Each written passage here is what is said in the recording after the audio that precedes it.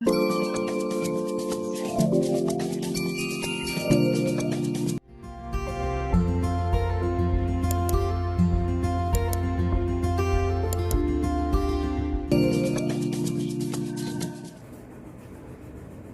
Students, कैसे हैं आप सब। मैं आशा करता हूं कि आप सब अच्छे होंगे। तो स्टूडेंट्स, आज की क्लास में हम क्लास 12th का chapter 2 sexual reproduction in flowering plants पढ़ने वाले हैं। इसमें मैं 3 लेक्चर्स पढ़ा चुका हूं। आज मेरा यह चौथा लेक्चर्स है। तो पिछले लेक्चर्स अगर अभी तक आपने नहीं देखे हैं तो नीचे डिस्क्रिप्शन में उसके लिंक मिल जाएंगे। और पिछले लेक्चर्स में हमने बात की थी मेल रिप्रोडक्टिव सिस्टम की। आज हम बात करने वाले हैं फीमेल रिप्रोडक्टिव सिस्टम की। ठीक है स्टूडेंट्स, तो मेल रिप्रोडक्टिव सिस्टम में हमने पढ़ा था कि परागकोश क्या है, यानी कि एंथर, उसकी जो है संरचना पढ़ी थी और उसके डेवलपमेंट की बात की थी। उसी के अंदर जो पॉलन ग्रेन यानी कि माइक्रो स्पोर्स बनते हैं उसकी भी हमने बात की थी। ठीक, तो हमने बताया था स्टूडेंट्स उसमें कि एक जो है एक बता सकते हैं एमएमसी से, यानी कि माइक्रो मदर सेल से 4 जो है सूक्ष्म बीजाणुओं का निर्माण होता था। ठीक है स्टूडेंट्स, और उन्हीं को हम पॉलन ग्रेन कहते थे। तो स्टूडेंट्स, आज जो हम पढ़ेंगे तो वो आज पढ़ेंगे हम फीमेल रिप्रोडक्टिव सिस्टम। तो देखें, मैंने सबसे पहले लेक्चर में बताया था आपको एक फ्लावर बनाकर, ठीक, उसका एलएस बनाया था हमने। तो उसमें मैंने सारे पार्ट दर्शाए थे। उसमें मैंने बताया था कि 4 भाग होते हैं। ठीक, एक बाह्य दलपुंज, एक दलपुंज और एक पुंगक और एक जो है आपका जायांग। ठीक है स्टूडेंट्स, तो मैंने बताया था कि बाह्य दलपुंज जो होता है और दलपुंज जो होता है वो आवश्यक चक्र नहीं होते, यानी कि वह फ्लावर के सहायक चक्र होते हैं। और जो पुंगक और जायांग होता है ये क्या होते हैं, आवश्यक चक्र होते हैं, या इन्हीं को कह सकते हैं जनन चक्र होते हैं। क्यों? क्योंकि स्टूडेंट्स यही दोनों जनन में भाग लेते हैं। ठीक है स्टूडेंट्स, तो देख लीजिए ये मैंने फीमेल रिप्रोडक्टिव सिस्टम बनाया हुआ है, यानी कि मादा जननांग ये बना हुआ है। ठीक, तो देख लीजिए जो इसमें क्या होता है, मादा जनन भाग क्या होता है कि सबसे ऊपर एक घुंडी नुमा संरचना क्या होती है, एक घुंडी नुमा संरचना होती है जिसको हम स्टिग्मा कहते हैं, यानी कि क्या कहेंगे, वर्तिकाग्र कहते हैं। ठीक है स्टूडेंट्स, इसके बाद इसके घुंडी के नीचे क्या होती है, एक पतली संरचना होती है नली के आकार की, उसको हम कहते हैं स्टाइल। क्या कहते हैं, स्टाइल, यानी कि यहां से लेके स्टूडेंट्स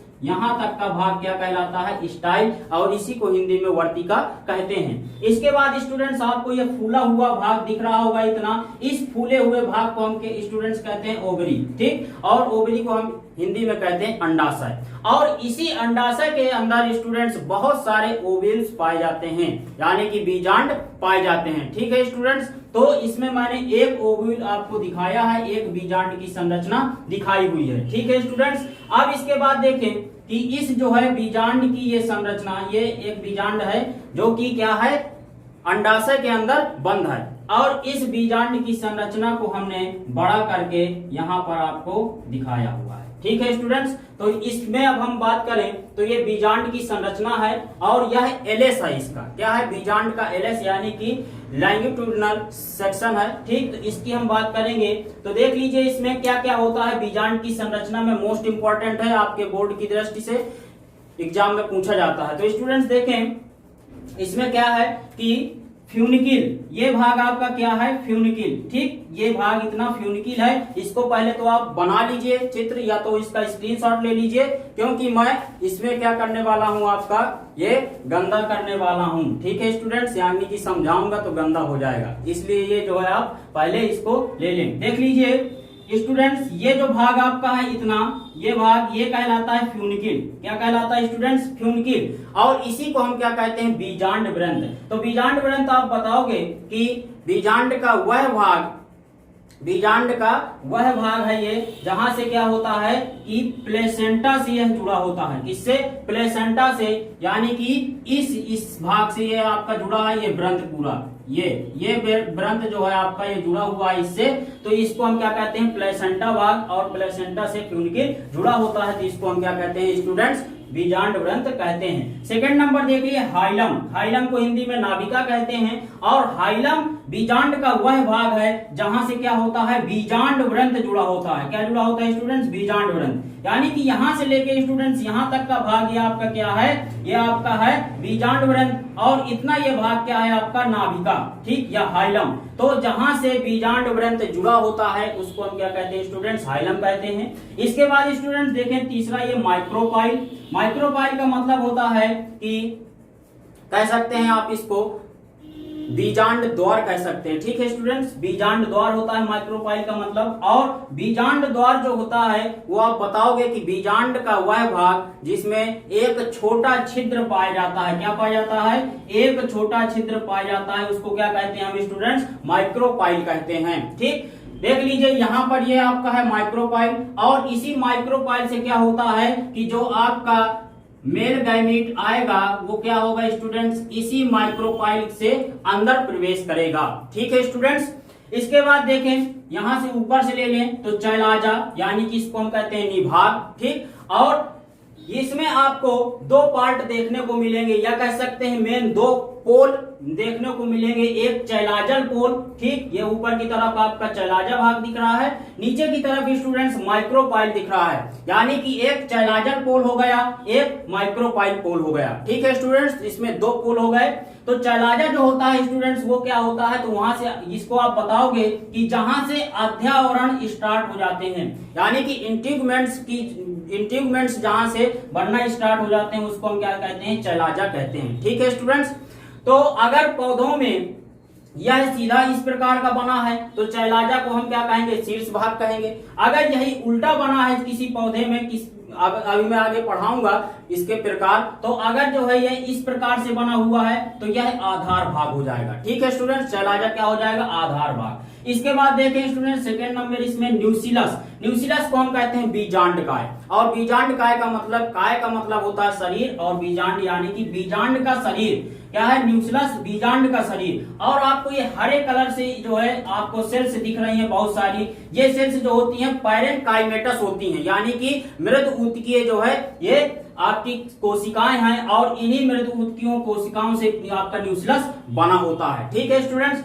फिर आपका अगला नंबर देखिए, इसमें तो इंट्यूगमेंट्स आपको दिख रहा है, इंट्यूगमेंट्स आपके ये हैं इंट्यूगमेंट्स, ये इंट्यूगमेंट्स, ये इंट्यूगमेंट्स। ठीक, तो किसी जो है पादप में इंट्यूगमेंट का जो है एक होता है और किसी में दो होते हैं। इसमें आपको स्टूडेंट्स दो इंट्यूगमेंट दिख रहे होंगे, तो एक हो जाएगा बाहर वाला बाह्य इंट्यूगमेंट और अंदर वाला अंतः इंट्यूगमेंट। ठीक, यानी कि बाह्य अध्यावरण और अंतः अध्यावरण। ठीक है स्टूडेंट्स, इसके बाद आपको दिख रहा है इसमें स्टूडेंट्स बीचों बीच एक जो है थैली नुमा संरचना दिख रही है, जिसको हम क्या कहते हैं, एम्ब्रियोसाइट कहते हैं। क्या कहते हैं स्टूडेंट्स, एम्ब्रियोसाइट, यानी कि भ्रूण कोष कहते हैं इसको।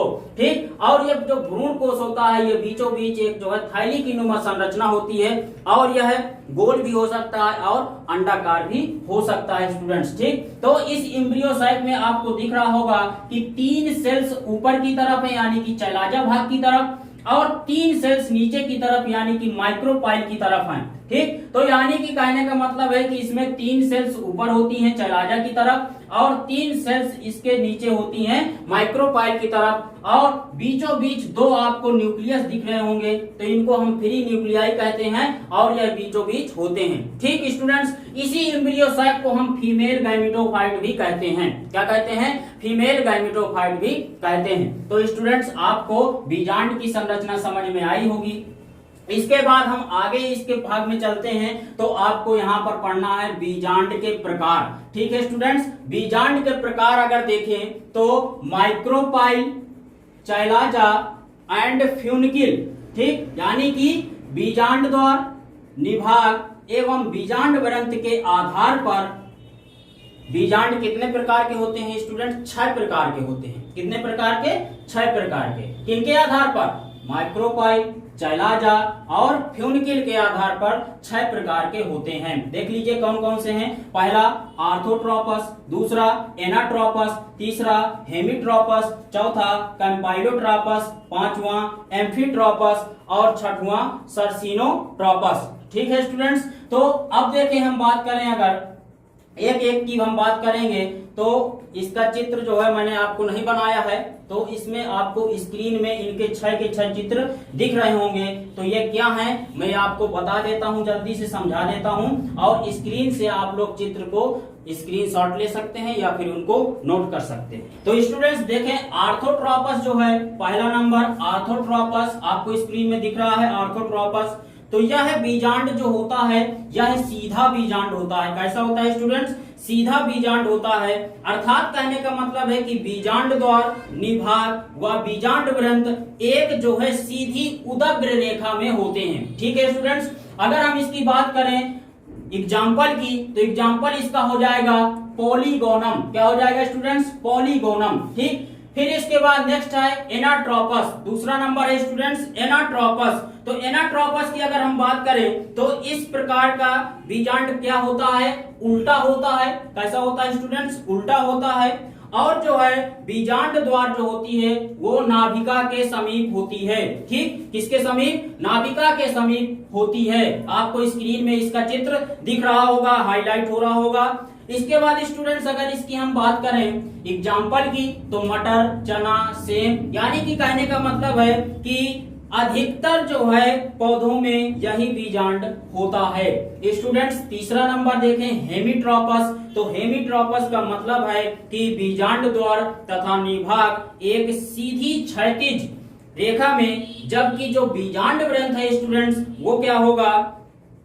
मध्य, बीजांड ग्रंथ के मध्य आप कह सकते हैं बीचों बीच में एक समकोण बनता है। क्या बनता है? एक समकोण बनता हुआ होता है। इसको एग्जाम्पल अगर हम बात करें तो रैननकुलेसी कुल के जो सदस्य हैं उसमें जो है ये पाया जाता है। चौथा नंबर कैम्पाइलोट्रोपस की बात करें स्टूडेंट्स, तो आपको स्क्रीन में दिख रहा है।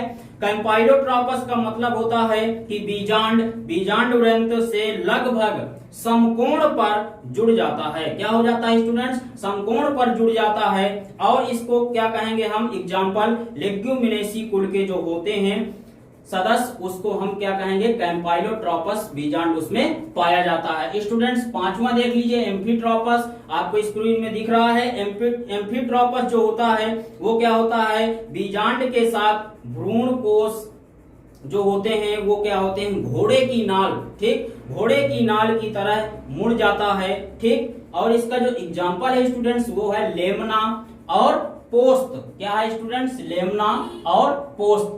इसके बाद छठवां नंबर है स्टूडेंट्स लास्ट सर्सिनोट्रोपस। सर्सिनोट्रोपस जो होता है स्टूडेंट्स वो होता है कि जो बीजांड होगा वह 360 डिग्री, ठीक है स्टूडेंट्स, 360 डिग्री जो है कोण पर घूम जाता है। ठीक है स्टूडेंट्स, तो एग्जाम्पल इसका अगर हम बात करें तो कैक्टेसी कुल के जो सदस्य होंगे स्टूडेंट्स वो क्या होंगे? सर्सिनोट्रोपस बीजांड उसमें होगा। ठीक है स्टूडेंट्स, तो यह आपको समझ में आया। तो इतना भाग आज हम रहने देते हैं, नहीं तो फिर वीडियो लंबा हो जाएगा स्टूडेंट्स। तो अगले जो है पार्ट में हम बात करेंगे इसके मेगा स्पोर बनने की प्रक्रिया कैसी होती है उसकी हम बात करेंगे। और स्टूडेंट साथ ही हम इसके स्टूडेंट्स क्या करेंगे कि आपको फीमेल गैमेटोफाइट का भी विकास पढ़ाएंगे। ठीक है स्टूडेंट्स, मिलते हैं नेक्स्ट वीडियो।